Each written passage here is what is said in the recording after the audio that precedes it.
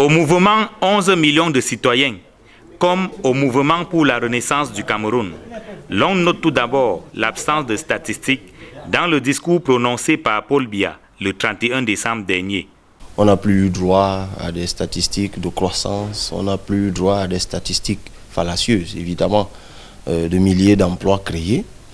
Cette fois, c'était plutôt bref. Et sur la tonalité, effectivement, on sentait un président empreint de lassitude et même de dépit.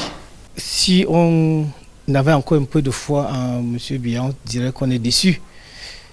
Mais bon, on ne peut plus être déçu par M. Biya, simplement parce que son discours a manqué de bilan. Le bilan par rapport à ce qui a été dit l'année dernière, le bilan par rapport à ce qu'il a annoncé l'année dernière. Prenant ensuite l'aspect économique, Cabral Libby dénonce l'échec de l'action de Paul Biya. Il fait un aveu d'échec en rappelant le retour du Cameroun en 2017 au plan d'ajustement structurel, c'était en juin 2017. Le Cameroun est en réalité économiquement à bout de souffle. Il aurait pu avoir le courage de le dire. Nous sommes quand même dans une année, ou alors nous sortons d'une année où simplement les fonctionnaires n'avaient plus droit à une avance de solde parce qu'il y a des tensions de trésorerie. Voilà la réalité. Nous sortons d'une année où les malades dialysés ont dû manifester devant les hôpitaux pour avoir accès à un kit et ainsi de suite, ainsi de suite. Sur le plan de la recherche et de la santé, le MSC fait lui aussi un constat d'échec. M. Biya manque de vision en ce qui concerne l'enseignement supérieur de la recherche scientifique. La preuve, c'est que depuis 1982, on n'a plus jamais organisé, n'est-ce pas, le Conseil de l'enseignement supérieur de la recherche scientifique. D'ailleurs, c'est M. Aïdjo qui l'a organisé pour la dernière fois. Au niveau de la santé, M. Biya découvre qu'il faut doter le Cameroun d'une assurance maladie universelle.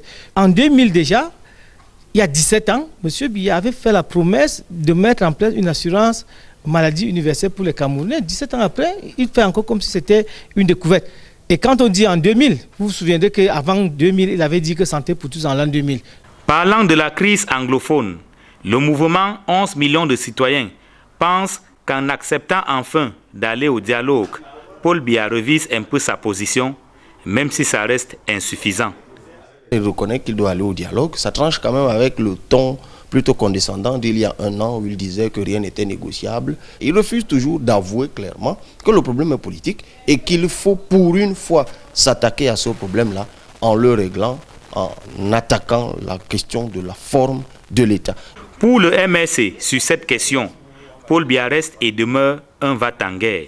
C'est regrettable que M. Biya reste, n'est-ce pas, dans une logique guerrière, dans une logique de répression. Et quand il dit qu'il a dialogué, on se demande bien avec qui il a dialogué.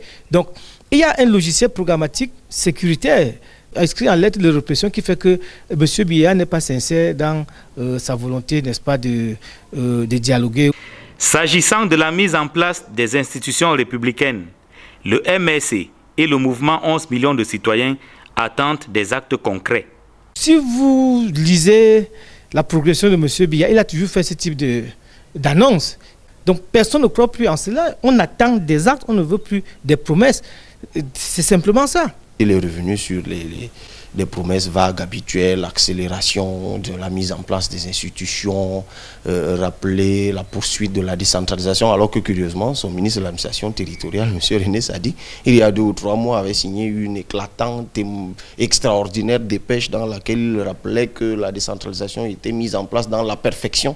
Dans son adresse à la nation, Paul Biya n'a pas fait mention de la distribution des ordinateurs aux étudiants.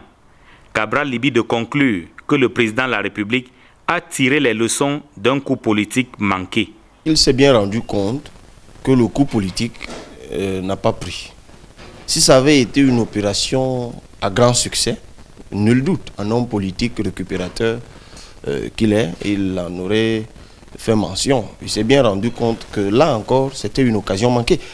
Les acteurs politiques restent déçus du discours prononcé par Paul Biya le 31 décembre dernier. Pour eux, le président de la République s'est davantage soumis à un rituel qu'à un exercice de communication et de galvanisation de sa population. La question de la forme